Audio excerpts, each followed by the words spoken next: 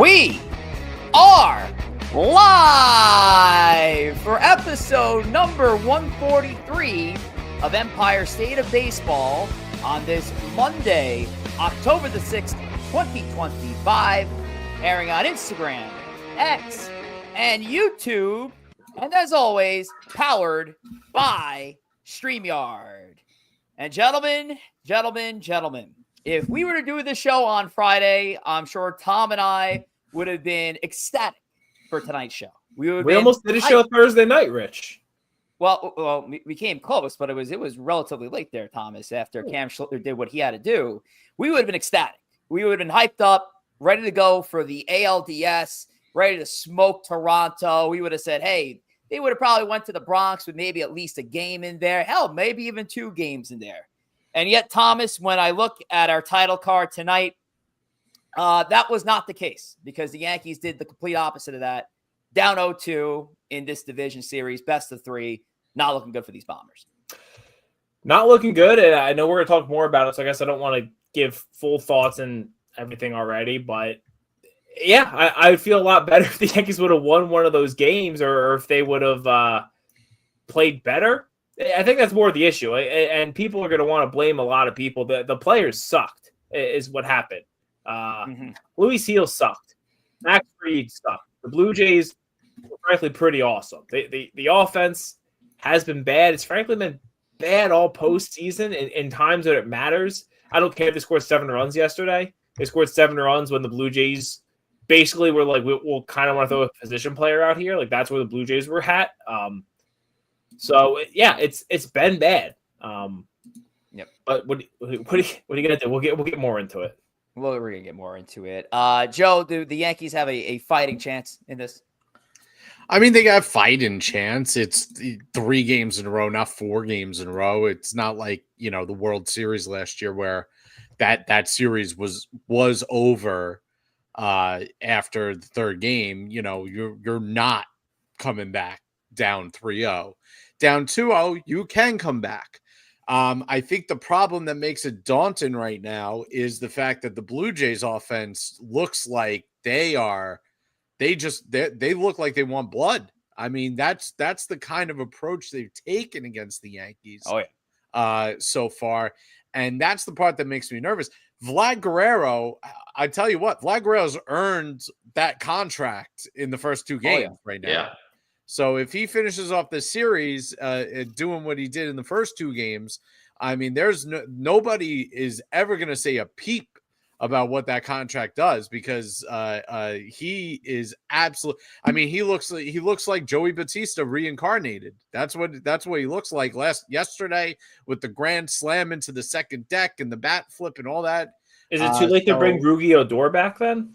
I think he's still stuck in the Yankees organization somewhere. Maybe as a player coach. Bring Rugi Odor back at that point. Can they come back? Yes. I'm more nervous about if I was the Yankees, I'd be more nervous about this game than game 4. If you get to a game 4, I'm more confident about game 4. I'm nervous about this game. Game 3. Rodon in a big spot. We know when pressure gets to him, it's nervous. Shane Bieber's pitching, so it's not a rollover pitcher for them. And the Blue Jays offense is firing on all cylinders. And the Yankees know they have to come out and they got to score early. They got to put the Blue Jays behind. And if they don't do that, if it goes to the 4th or 5th inning, Yankee Stadium is going to become a very, very tight spot. I got a question for you guys. I just looked it up. What do you think the odds are in the series right now? The line on who wins the series? 85. Well, no. Betting odds. I'd say Blue Jays are minus 750. I was going to say the same ballpark. I was going to say 800. Exactly the same. Blue Jays minus 550. Yankees plus 420. Makes sense. I mean, it's not. Don't get me wrong. It's a terrible spot to be in, but it's not over. That basically the way you do it. Pretend the last 2 games didn't happen, and go out there and say, all right, you're in a 3-game series, and you have to sweep the series in order to clinch a playoff spot. Go in it with that mindset. Try to change it up, see what happens. It just sucks that you already lost your ace. Going out there and giving up 5 runs before getting yanked, and then the wheels completely fell off. So that's the unfortunate part. I mean, you're going off of the series last week against the Red Sox. and coming off that Schlittler game and pure dominance. And then the Yankees follow up, and all their pitchers, you're following up Schlittler with everyone getting shit on. It's absolutely crazy, how it happened. But the Blue Jays got some hitting. Yeah, I don't. I listen. I'm not going. Corey, I don't think your mic just cut out. I'm not going 2017 Astros, but it felt like they knew what was coming. I'm not saying they were cheating, but their approach or whatever it was, just absolutely they were teeing off. Like they were just absolutely teeing off on the Yankees pitching, and they've done it all year at home. Again, not saying they're cheating. I really don't think they are, but like, boy, it felt like every pitch was just like, yeah, I'm gonna smoke this ball. Yeah, and I saw a lot of the speculation there, and I think anytime you come out of what happened between 2017 and 2019, even though there's not really a lot of proof towards 2019, Yankee fans are always going to be on edge when they see this kind of dominance at another team's ballpark. And then, of course, you throw on the fact that George Springer is a member of this team as well. So, and there goes Corey Favs. So he didn't like that. But we're gonna move right into our show. And before we get into it, Thomas, let's talk about Roback. Let's talk about Roback. And listen, I'm a little bit of a sad boy right now after the Yankees weekend, but I'm also a comfy boy because I'm wearing some Roback right now. Again, moving into the fall, Roback, I feel like I say this almost every week on the show, but they're just constantly coming out with new stuff. So they have new hoodies, new jackets, vests, all kinds of stuff to keep you warm, joggers. I feel like I bring it up every week. A lot of new like women's athleisure type stuff out there. So if you're looking to be comfy, looking to stay warm, head over to roback.com. Use promo code TWASP15 and get yourself 15% off your order. You heard the man. And as always, Roback brings you the rundown. And for today, we're a 3-segment show, and that's how it's going to go for the rest of the postseason series. We got the postseason push. We'll take a good look around the league and then still dive deep into what's been going on with the Yankees and what seems to be, as we're getting closer, the near end to their 2025 campaign. We'll have the final edition of Lineup Card to split up our bigger segments tonight. And we'll finish things off with the New York Strike Exchange. We're a week late, but if you guys remember, last week's show was so loaded with good stuff towards the end of the season that we had to push the Strike Exchange and the reveal of our final bell to tonight. So we'll get to see how all the investors paid off, what the final number was, and who ultimately won the trading for the 2025 campaign. And allegedly won. Calm down there, Thomas. And before we get into that, let's look at the chat. Adam Marie LeBeau, our first commenter in here. I'm choosing to keep the faith. There's a lot of Yankee fans right now that are drinking the Yankees in 5 Kool-Aid. I appreciate them. I respect them for their positivity. It's just tough right now. But to what kind of Thomas said before, let's look at tomorrow first. If you win tomorrow, maybe I'll take a sip. If we win on Wednesday, then we're really talking. But let's get through tomorrow first, and we'll see what happens. All right, we got Hector in the building. Jose Bautista was a Yankees killer, but not a Rougned Odor killer. Mike Parziali, series doesn't start till a team wins a game on the road. Unfortunately, that would end our season as well if the Jays do it tomorrow. LI, oh man, where do we start here, boys? What's pissing me off about the Yankees is their forgotten history of the Yankees with the most dominant bullpen since 2020. They've been mediocre at best, to say the least. And other part is, I really don't want to read the other part. There's so much here. But thanks for that, LI. We really do appreciate you as always. But let's get into it. We'll start off with the postseason push, and let's take a look at the updated bracket here. And this is what we got going on. The only thing we're just missing is the current the current, not standings, but the current scores of these series right now. You got the Tigers and Mariners. They're tied at a game apiece. The Blue Jays, of course, 2 games over the Yankees. The Phillies and Dodgers, I believe, are in the middle of their game, too. The Dodgers have a 1-0 lead. What's the score of that game? 4-0 now. 4-0 Dodgers. 4-0 Dodgers. Dodgers ain't losing. Sorry, guys. On their way to potentially go 2-0 in the best of 5. And then you got the Brewers and Cubs with the Brewers with a 1-0 lead. Is that correct? Or is something changed? Yes. Okay. So the Brewers with the 1-0 lead. Again, we're just missing the actual records here. But that is our updated postseason bracket. And already when we looked across the board on the predictions, not already looking good because 3 of us had the Red Sox going all the way to the distance. I had them going all the way, so there goes that. And Tom, you're hanging on a thread by those Yankees, but by the end of this week, none of us might have an accurate World Series predictor in there. Maybe man. Dodgers, so not looking good. But take a look back at what's been going on here. And you know, the funny thing about the couple of narratives that are going on in Yankee universe. Aaron Judge, once again, is not performing at the highest level in the postseason. But then again, you look at the across the board numbers, 444 batting average, a 1.024 OPS. Statistically, this is actually one of Judge's best offensive performances. The problem is, gentlemen, is that he's not coming through in the big moments, though. And that is what the separator is. Sure. And you can put up the best stats as you want.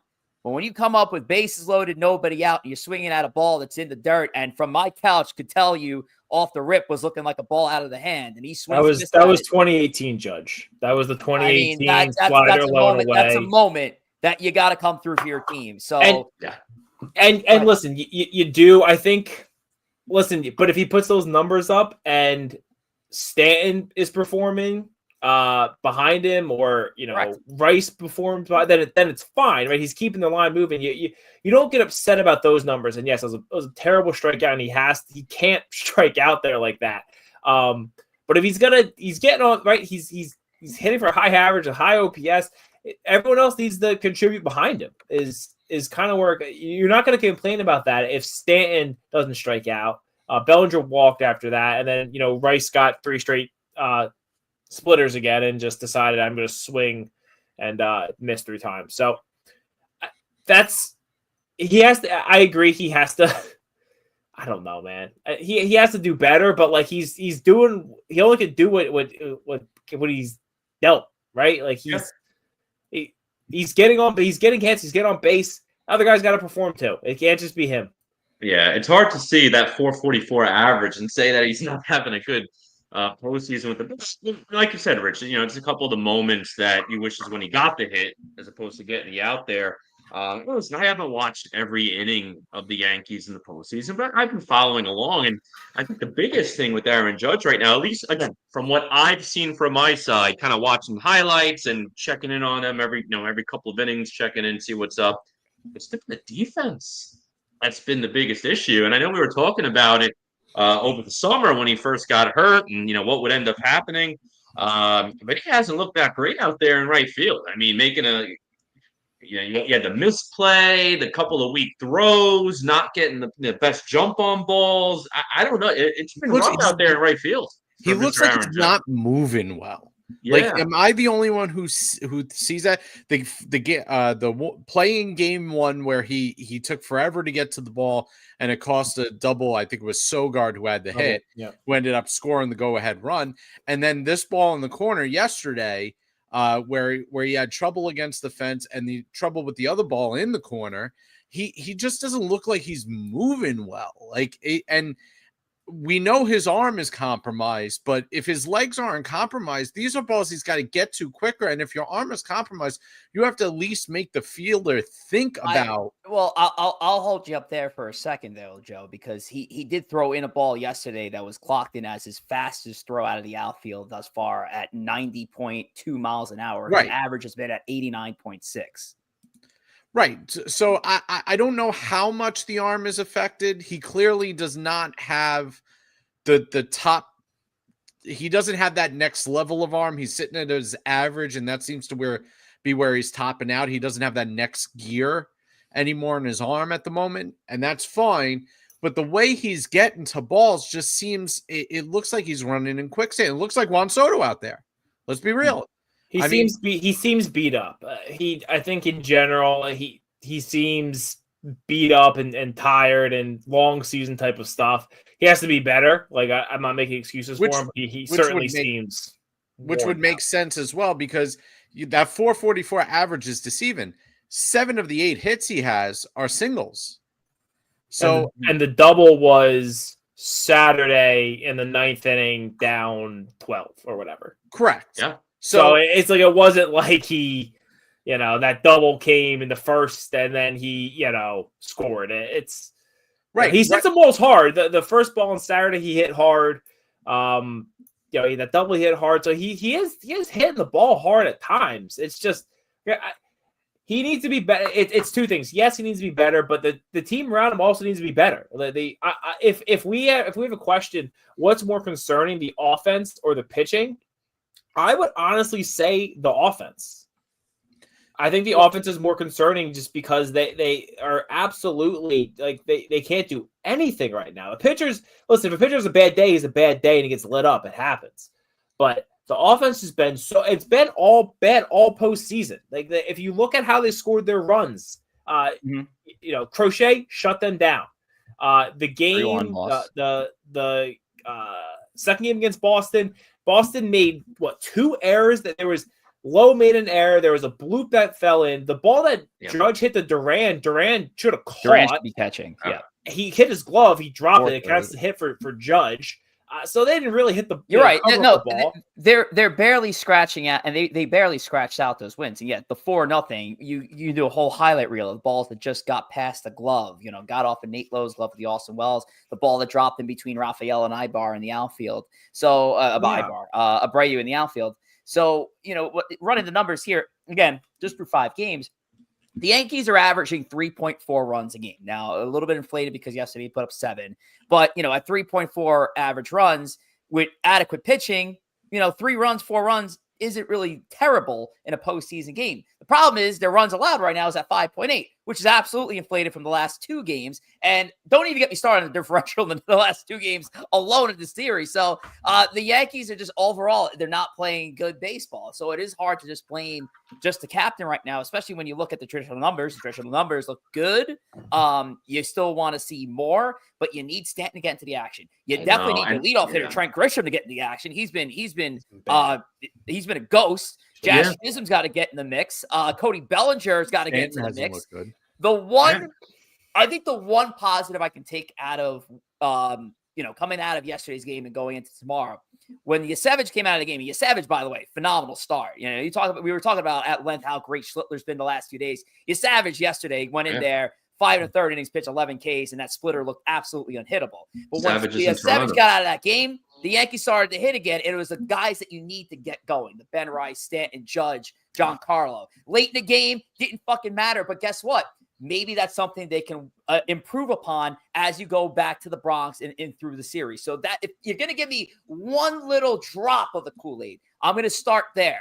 But also, they got to win a baseball game tomorrow. It starts tomorrow. Yeah, I can't get on board with that. They brought in Justin Brule, who has a 5.2 ERA this year. They brought in Eric Lauer, who's a starting pitcher. You're doing it on the. You got to start somewhere, though, Joe. I know, but you're doing it against the 25th and 26th man on the roster. That's like me saying I think the Jets had a decent offensive night yesterday. Okay, but then Vladimir Guerrero Jr. hit a grand slam off of Will Warren, who sucks. So I can't sit here. It's like me saying the Jets had a good offensive day. They were down 30-3. The game was over. No, we're not, Joe. We're not. That doesn't matter because Warren's garbage. We'll play that. We'll play that narrative. Now, I will say though, Grand Slam didn't exist.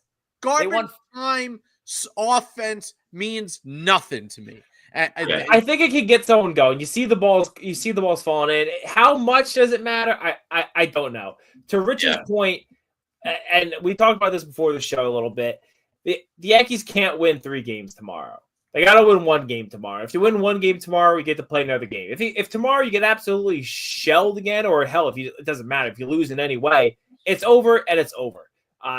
But the idea of we're done, you got to pick yourself up and you got to play again. You gotta get back out there and you got to play. And if you don't have that mentality, then the sport's not made for you. Frankly, a lot of life isn't made for you. If you have the it doesn't matter, I'm not going to try. Then you know what? I can tell you what, you're probably a loser, and you probably have a lot of other shitty things going on. Tom, in your life. Is there a change? Is there a change to this current Yankees lineup that you would make ahead of this absolute must-win game tomorrow?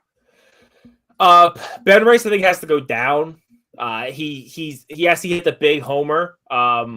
in game 3 against Boston or game 2 against Boston. But I think it struck out I don't think he actually has struck out every time since, but he basically struck out every time since. I guess get Goldschmidt in there. But I think the positive and what we've seen, and we'll Yankee season can end at some point. Hopefully, God forbid it continues. But we'll do the post-mortem like we did for the Mets.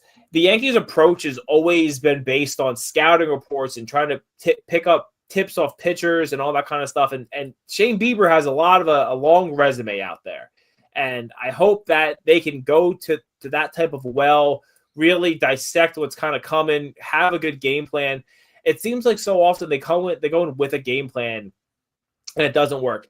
Frustrating thing about the game plan against Gausman was they kept hitting the ball besides Rice. They just kept they couldn't get it through. They were putting bat on ball a lot in that game. They didn't strike out that much early in that game. Overly aggressive though.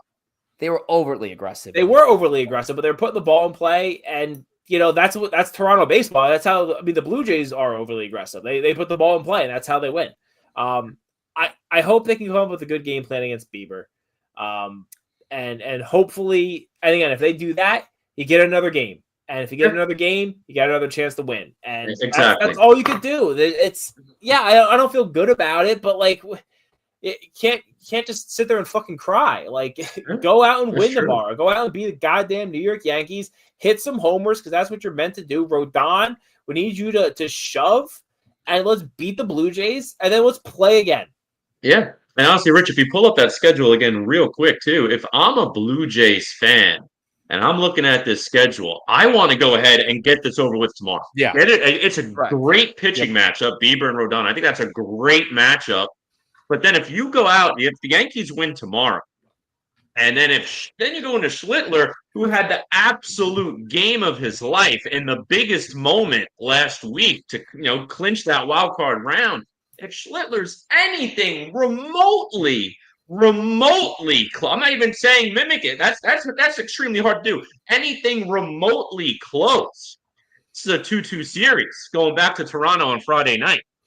So if I'm a Blue Jay fan, I want to get that thing locked up tomorrow. If you're a Yankee fan, so focus on tomorrow, get the W, and then anything could happen at that point, especially because you got the hottest pitcher on your team right now in Schlittler going ahead and pitching that game, which could potentially tie the series up. I just hope we don't have the same situation of Game 5 of the World Series where the Yankees were like, oh, if we win Game 5, then we get a Game 6. And then if it goes, if we go back to LA, Dodgers get tight, and then the Yankees look good, and then everything falls apart. So I'm just hoping that doesn't happen. They don't continue to embarrass themselves. But yeah, go out and win. They've seen Bieber enough. They should know. They should have a good game plan and just beat the Yankees. Hit homers, strike guys out, win games.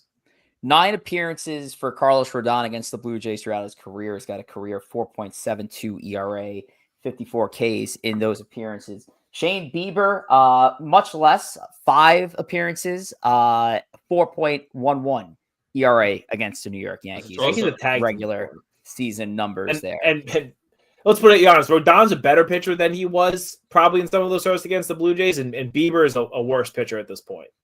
As we look around the rest of the league for the bracket, guys, just real quick before we move on to our game tonight, just a quick takeaway from each of the remaining series. I'll let one of you guys pick a series that's still remaining, either Tigers, Mariners, Dodgers, Phillies, Brewers, Cubs.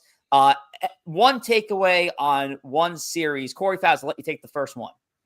I'm going to the top right, and listen, I absolutely hate the Phillies. I can't wait to see them get bounced out. Dodgers winning big right now in Game 2.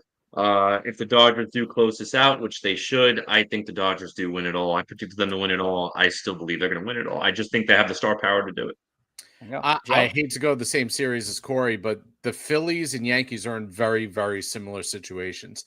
They've both been around the block. Yep. They've both been in a position where they've been in the playoffs multiple times in the past 5, 6, 7 years with this core group.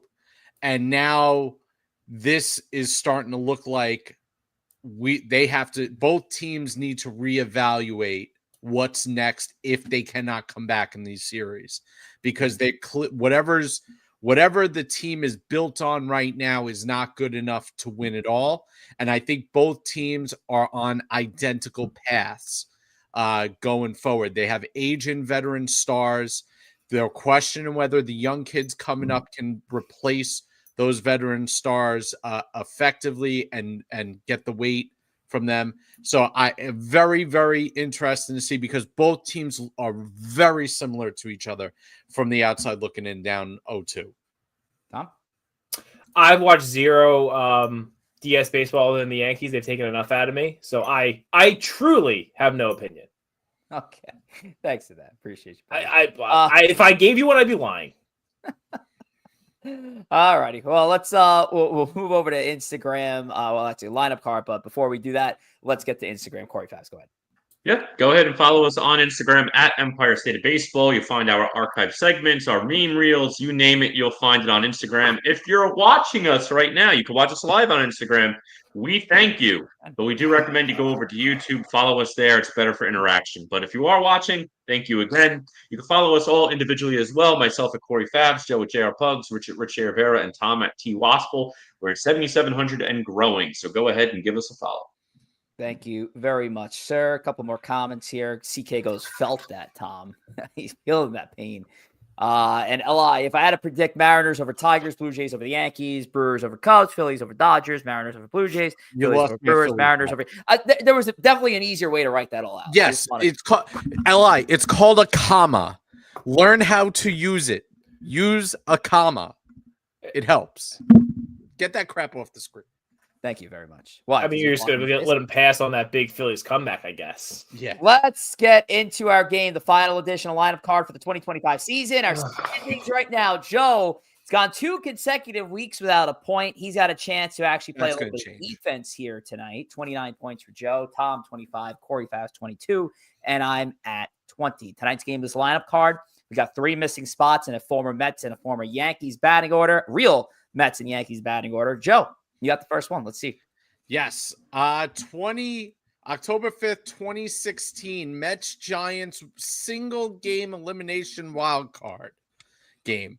Me and Corey had tickets to this game. I believe we sold them because I knew what was going to happen against I sold it and ended up going anyway with another ticket. Jose Reyes, third base leading off. What is it? Jose Reyes, third base leading off. That is correct. Wow. Okay. No, Reyes had the dog in him. I thought Rene Rivera was too mean. Yeah. So Lucas Stewart, first base, batting 5th. No. Okay. So we know Reyes is at third at first base. So we need first, and we need second. Yes. Neil Walker, second base, 5th. Nope. Strike 2. Corey, we need you here. We absolutely need you. So I need you to think about this before you start firing these off. Yeah. Let's see. First and second. Some big doofy first baseman they could have had. That wasn't Duda. Yeah, I know. He's pretty big and doofy. First base and second base. Well, listen, I'm down to conspire. Daniel Murphy's gone, right? Yes, he's gone. Daniel Murphy's gone. Because 2015, I think, was that last. Yeah, that was great postseason. He was out. He was a national after. Okay, let me hide the chat. No one's in there, but okay, he's gone. Like Cano's not there yet. Gone. Right? Yeah. Well, he's just hurt at this point. Yeah. Well, we also have Reyes at third anyway. So. Yeah. Oh, wow. I think I know one of them. I just don't want to say it yet because I just want to make sure I get the position right because this guy played a few spots. I'm trying to see if I can get both positions before I say this one name. First base, second base. Batting 8th and at second base, Jordani Valdespin. No. Oh, that's like 10 years. Jesus Christ. Might as well say Kaz Matsui. Thinking about it. Not going to do it. But thinking about Tom for that. That's a legitimate guess. That is not a legitimate guess. God. What's some big, dumpy, like white dude playing first? Batting 8th and at second base, Kelly Johnson. No. Was that a shittier guess? A little bit. That was the one I was thinking of, so I'm glad I didn't say it. Oh, It's boy. a good guess, but no. Batting. God, this is gonna be a bad guess, dude. Batting 5th at first base, Jeff Francoeur. Nope. It's a terrible guess, Tom. Jesus Christ. I don't think he's ever played first base in his career. Well, he could have, It was a 1-game wild card. Fucking Valdespine guess was bad. At least he played second base. God,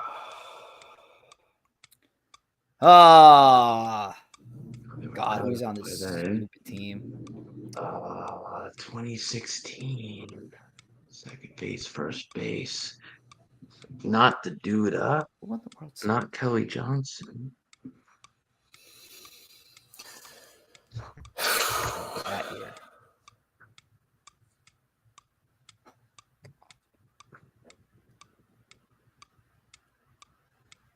And it's no. I'm so stuck on this, Joe. I was at this fucking game. Yeah, come on, Corey. I know. Corey. Joe, I hope the next lineup card I was at the game. I'm actually shocked there's a name that hasn't been said. I'm just gonna take the backwards K. I have nothing. I'm gonna say Wilmer Flores, second base. No, Wilmer was hurt. Was he crying? Corey's Name K'd of out, surprise. and I'm voluntarily K'd out. All right. I'll You got two. say I don't fucking know. Kirk Newenice at first base. No. Those are outfielder. All right, is everybody K'd out? I got one more. Tom's got one We more. got Joe. Joe, whatever you say is not going to matter anyway. Tom, just take the I backwards I don't really have a hint for you that Tom, just take the backwards K. What's the hint? Maybe I know it, Joe. Come on. Coward? I actually don't really have a hint. One of these was a former Dodger. Big hint. Ah, Oh, wait a minute. Can I take my K back? No. Can I take You're my a backwards K. K back? Guys, we're working together. Give me some ideas. son We're of trying a to beat Joe. bitch. We're trying to beat Joe. Come on. Soda Son can. of a bitch. I know who the Dodger is. Soda can. Right? It's that guy? Fuck's a soda can? Nope. It's a Joe PG show, I Pepsi? guess. I love Soda Can. It's not Soda Can. He was the year before. Okay. Are we all K'd out? I'll take the backwards K. James All Loney, first base. James Loney batting 8th at first base. Yep. And when you hear the second baseman, Corey, you're gonna freaking scream. TJ Rivera. Oh my God. Talk about desperate for a fucking defense. I believe it was his last professional game, which goes to show you this is the lineup they went into a playoff game against Madison. Bumgarner. Batting fifth? Batting 5th because Flores got hurt. Flores and Wright were hurt. Otherwise, they might have beaten Bumgarner. A lineup card with TJ Rivera, Rene Rivera, and yet Rich Rivera was the one to strike out here. I needed those 2 points. James man. Loney, first Wow. base. As soon as you That's said And fine. I thought Rene Rivera would have been mean. Corey, we needed you there, and yeah, I know. All right, so Tom, you look like Ben Rice there, Corey. Yep. you made a comment just before that had me dying. You said you were around for this next lineup card, and you weren't. Nobody was here. Here's the lineup card for the Yankee side of the house. And we go back to October 2nd, 1978. And this is a pivotal game. We're talking about must-win games. This was a must-win game for both the Red Sox and the New York Yankees. Batting 9th, shortstop Bucky Dent. That is correct. Batting 3rd in right field, Reggie Jackson. No, damn, he's right there. God damn You it. fucking idiot. Oh, God damn it. You pulled a Joe. I did. I shouldn't even count. I checked that. All right, well, I got Bucky Dent. All right, got Bucky Bucky Dent's Dent. at shortstop. So we're missing first base and right field. This is probably got to be the most dated lineup card we've done thus far. Right, batting 6th in right field, Chris Chambliss. So it is Chris Chambliss. He is batting 6th, but he's at first base. But you get the point. Okay. So then what are we missing? First base? Right field. You're missing right field. I'm missing right field because Chambliss is playing. You say he's batting third or sixth? The last Third.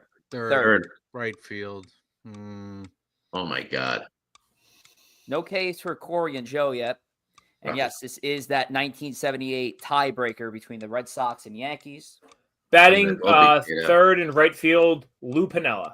That is correct. Bang! That Let's is go! correct. That was the only name I Perfect. was thinking of. Perfect. 3 for 3 for Thomas. Very good, Tom. Very good. So Lou Piniella in right field, batting third, batting sixth and at first base, Chris Chambliss, and batting ninth at shortstop, Bucky fucking Dent. Very good, Tom. Very good, Tom. So if we pull up that, I know the graphic's going to be outdated. So Eat it, Joe. So Joe added 2 points, making it 31. Tom added 1, 2, 3. Tom added just 3. So he's up to 28.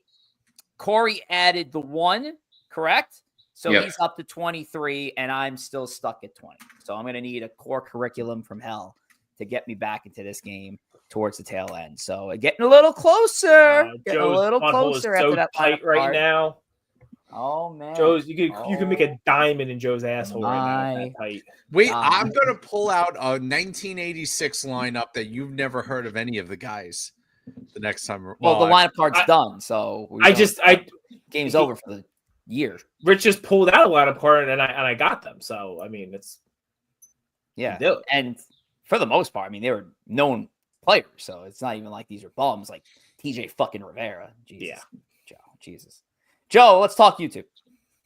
Yes, we are live on Instagram and X, but YouTube is our preferred platform. Why? We can interact with you, the chat, here live on the show. So do yourself a favor, go over to YouTube, and do us a favor, go over to YouTube and join our discussion there. You can like, share, and subscribe. Don't forget to hit that subscribe button and join our over 526 subscribers and counting. So we are good to go on YouTube. That's it. We're good to go on YouTube. Let's keep adding to those numbers. Our subscriber count. It's getting there, man. We're making our way. Hopefully by the end of this season, we'll probably look at maybe the 600 mark, hopefully, and we'll get a little bit closer to our next giveaway at 750. All right, it is now time. I already can't believe we've already reached this point of the year, boys. The final New York Strike Exchange, our final rankings. Second to final. We're covering the end of the season. It went from September 8th to September 28th. Again, we weren't able to do this last week because it would have been an overbooked show. It was already overbooked as is. So today we're doing the reveal of our Bulls and Bears. So let's start off as always with our Bears list, and I'm going to throw it over to Corey Favs to reveal our Bears list. Yeah, so looking ahead at this Bears list, you got 2 Yankees at the bottom and 3 Mets at the top. Starting at the bottom, and he's continued to be a Bear into the playoffs. That's Mr. Luke Weaver. Rough to see him down here because of how good he was last year into the playoffs and at the start of this season too. But pitching to a 10 ERA will do that out of the bullpen. Ryan McMahon, the nice trading deadline acquisition, is not having a nice end to the year. 156 average, 19 Ks, 484 OPS. That is not rough. The other Bear is Max Fried pitching game 2. No, just kidding. Jonah Tong, number 3 over there, a 12.91 ERA. It was a weird 3 weeks for Jonah Tong. I feel like it was a flip of a coin. You were either getting a really good start or a really bad start. So these couple of bad starts really inflated that number. Not good down the stretch. Jeff McNeil, absolutely putrid down the stretch, 113 average. And David Peterson, it's crazy. This guy was an all-star. He was a multiple-time Bull in the first half of the season.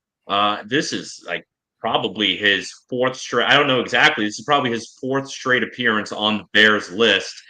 This time now at number 1. The Mets really had to rely on him down the stretch, and a big reason why they are not in the playoffs right now is because he has completely fallen apart since the month of August. CKIC in here, bud. I do apologize for the inclusion of your favorite Yankee, Luke Weaver, but it's been bad. It's been very rough for Weaver, and which is seemingly continued, Thomas, into the postseason as well. Comically came in for an at-bat yesterday, threw 1 pitch, finally got his first out in this postseason. It's not looked good for Weaver, and the question marks are there. It has this player reverted somewhat back to the pitcher he once was long ago at St. Louis and Arizona.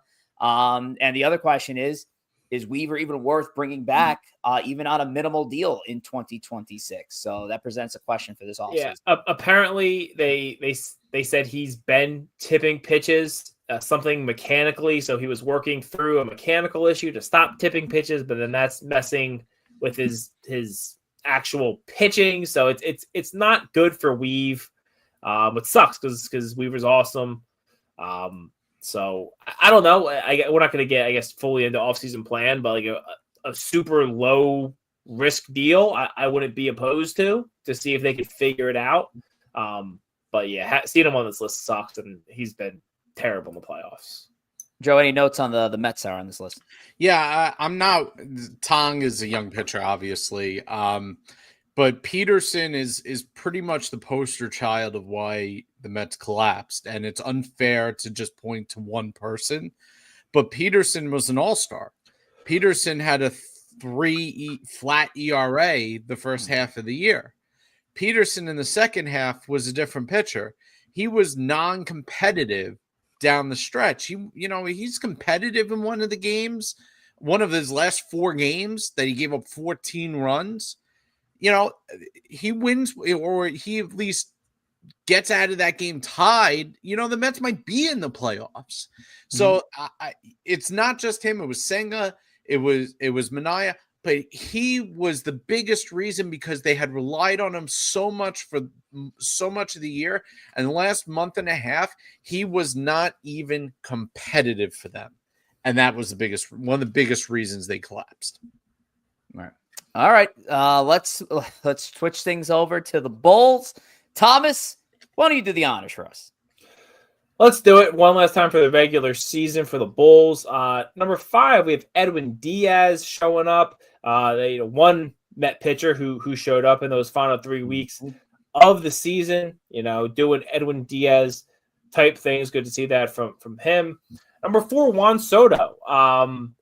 He was, scorched earth hot at the beginning of the month, and still was very, very, was very good towards the end, very productive with the homers, walks. So you always expect that out of Soto.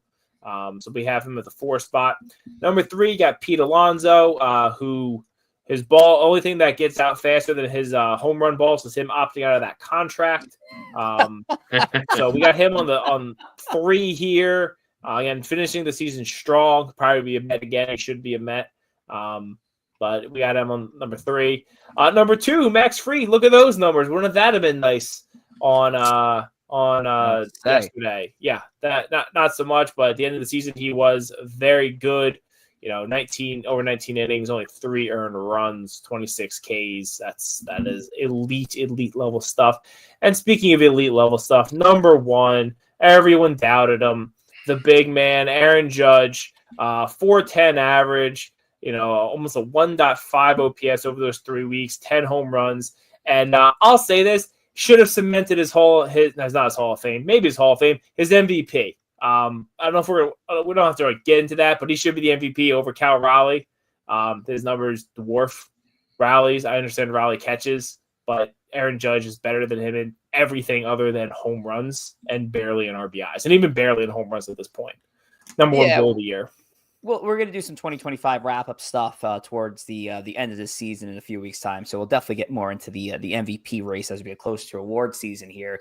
What I liked about this list, fellas, and I a little bit of a spoiler, but these are 5 players that you're probably going to expect to be on that top 10 Bulls of the year list when we reveal that in a few weeks' time. More to come on the end of the year list that we got coming up that we do every year, but really strong way. Might be the list, honestly. Look at it, right? Who else is going to crack that list? You're probably right. You got to think that outside of these 5, you got Lindor, his overall numbers, Cody Bellinger, I think. So it's really they make a strong case. Even probably Nolan McLean towards the end of that year. But right, yeah. I'll say this right now, Joe. If you put Nolan McLean on your Bulls of the year list, then your vote should be removed forever. Well, no, the Bulls of the year is going to be dictated by the stock price, isn't it?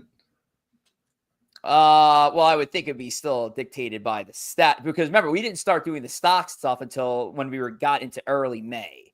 So Yeah, I don't think that's a fair justification, at least for this year. Maybe next year it's a little bit different if we started from the beginning. But a little BTS for you guys. Corey Favs, let me ask you. Here's a heavy question: is this the last time we are going to see either Pete Alonso or Edwin Diaz on the Bulls or Bears list here on this segment? I hope not. I mean, Edwin Diaz, it's hard to get a guy that you could absolutely count on in any spot, even bases loaded, no outs. All of a sudden, he gets a new shoe and strikes out the side. I mean, he was absolutely dominant for the Mets down the stretch. It's hard to have trust in a closer like that, especially coming from a Met fan. It's hard to have confidence in a closer like that. I think he loves it here. And Pete Alonso, his defense was miserable this year. You could question the consistency, but it is very difficult to replace consistent 35, 40 plus home runs in a given year, buck 25 RBIs this year.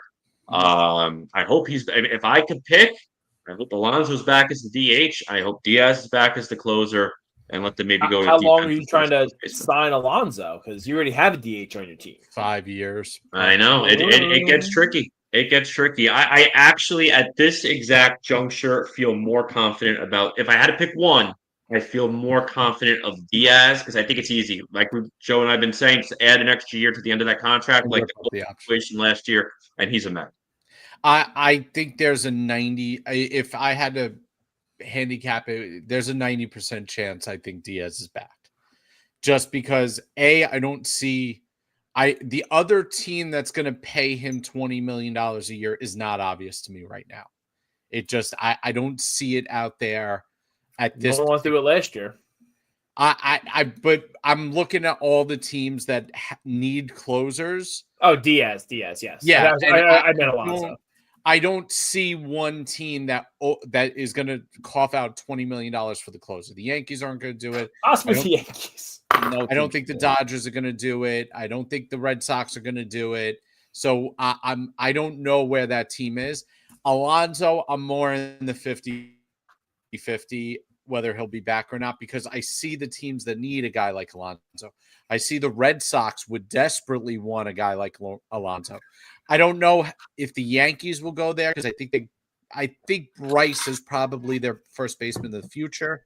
And why spend $30 million on a player if you can spend $800,000 for the next few years? But I see the other teams that are going to be interested in Alonso more than I see the teams that are going to be interested in Diaz at their price point. Right, absolutely. And my whole take on just paying relievers an absurd amount of money to get 3 outs every 2-3 days. And sometimes there are seasons that you're not going to have that. And sometimes there are seasons that player does not stay healthy. I mean, look at Tanner Scott right now with the Dodgers. It's the latest example of someone who's getting overpaid to do a job that's heavily scrutinized and could be replaced within months of non-success. Anyway, let's get into, for the final time, Joe, we're going to ring the bell one last time here because it is the Trading Floor's final bell. So here it is for you. Yes, sir. Yes, sir. The Trading Floor. And I got to say, Joe, this has been a stroke of genius to add on top of the New York Strike Exchange in 2025. So I do credit you for coming up with this great idea and seeing this through. I'm sure there's more elements to this we can add in 2026 but for what it is now. Like maybe like the SEC coming in and exploring what you guys did.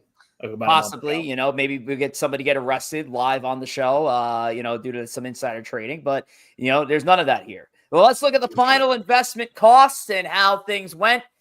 Judge, Soto, Max Fried, there's your top 3, how they finished up. 382, 73, 250, 98, 201, 80, respectively. Diaz went up to 84.7. Pete Alonso's placement on the Bulls list actually propelled him over the base value. He's back up to 64.35. As we move along down to the list, we saw David Peterson, who was at once around that 65, 70 mark, now down to 38.22. Weaver to 37.80. And then the bottom barrel of this, Jonathan, 35, Ryan McMahon 32, Jeff McNeil 30. Now, typically, as I would usually ask, I would ask, hey, what are we thinking about the next few weeks ahead? Who you're going to invest in? But that's done. The bell has finally closed. So now we get to see the results of our labors of this 2025 season. And I'm going to start with the person who had the least amount and finish with the person who had the most amount. I guess this is what you'd call, Joe, a cash out, right? Is that the correct terminology? Yes. All right. So liquidation, stock liquidation. Liquidation. That's why Joe's here, man. All right. So Tom liquidated his assets. And this is what, well, I should say asset, because there was only one asset all season long.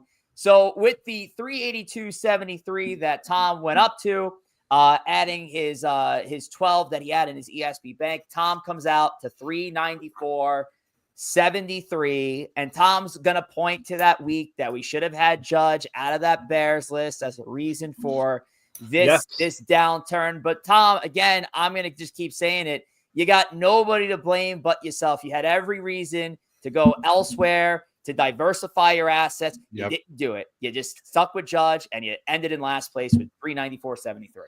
Yeah, and then you guys cheated. So that's all I got to say. Tom is the guy. Tom is the idiot online who buys GameStop stock because GameStop stock and just holds it forever, even when he knows that literally couldn't be less of me.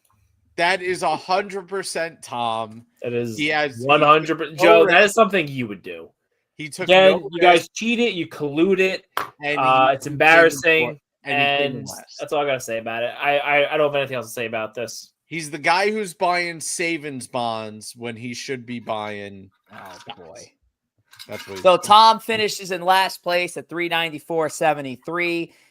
The person that finished right above him at 3, pause.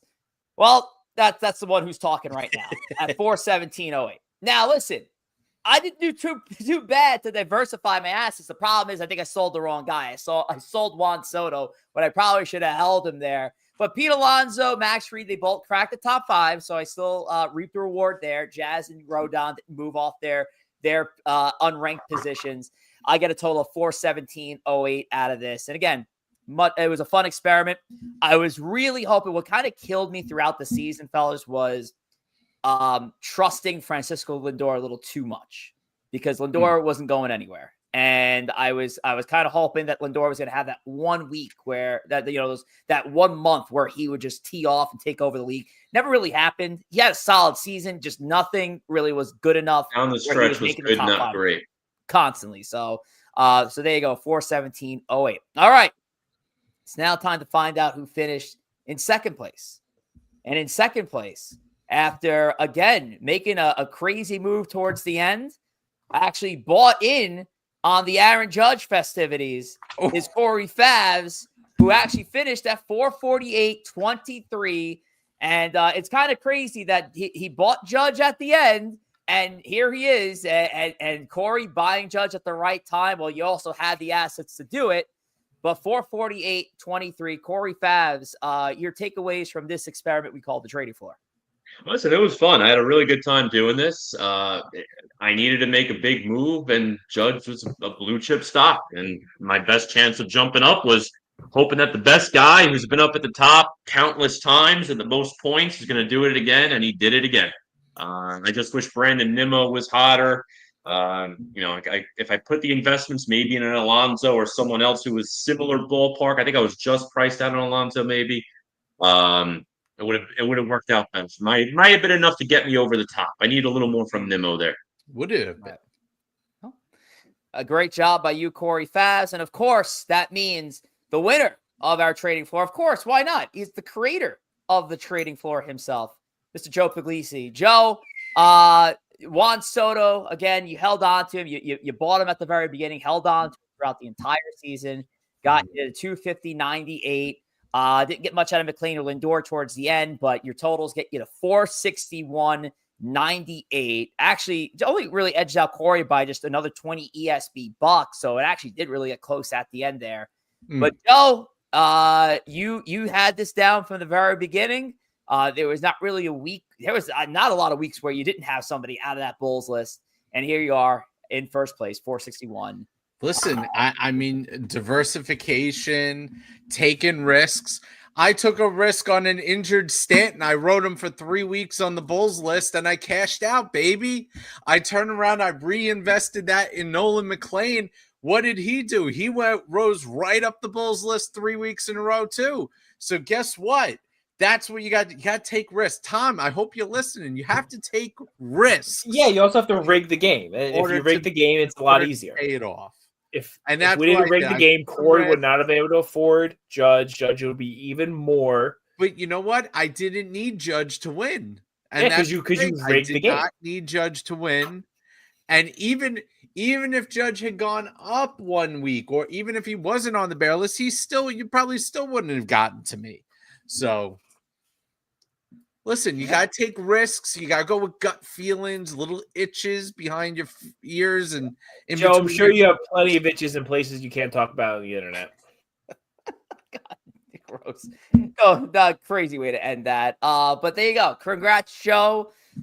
Joe leading in the ESP games, barely now. Do I get winning the NYSC. No, this doesn't count towards the standings. What's this count towards the standings? You won a separate thing. Congratulations, Joe. You'll get something nice at the award show in a few weeks. Oh, did I just spoil something? Oh, I didn't mean to do that. But we'll talk about that in a few weeks' time. By the way, folks, what I did mention before, as an annual tradition, ever since we started the Bulls and Bears list, we finished the 2025 season with doing a top 10 and bottom pair Bulls and Bears list, respectively. Those episodes are upcoming. So in 2 weeks' time, that's going to be episode number 145 of ESB. We are going to reveal our bottom 10 Bears list of the year. I have a feeling that there's a certain New York shortstop in that bottom 10, but we have not even gone through those rankings yet. So I don't know, but I just assume that he'll be there. And then we're going to finish off our NYSC all together with our top 10 Bulls list. That's going to be on our season 4 finale on November the 3rd, 2025. By that point, we'll know the World Series winner. That's going to be a fun end of year show for us. So make sure to tune in for that. That's when we'll do our Bulls of the year. And that's going to be on episode number 147. So make sure to tune in for that. But that's it for our show here on Empire State of Baseball. Make sure to check out our space every day, Monday through Friday, tentatively, really, just to see how this season ends out. It's called The Bronx Take. It's hosted by me, Sierra, Chris, and Boogie.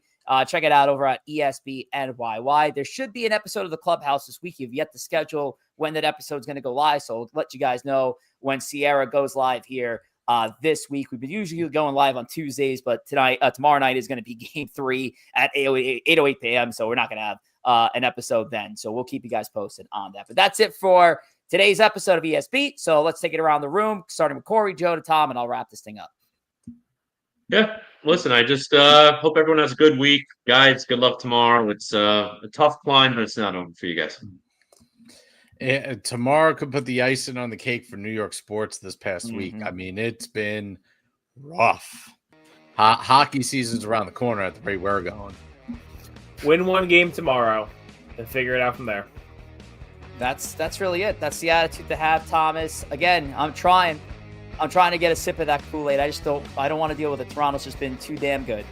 But let's see what happens tomorrow. Game 3, Rodon, Shane Bieber on the bump. It's going to be a big one. Could it be post-mortem time for the Yankees?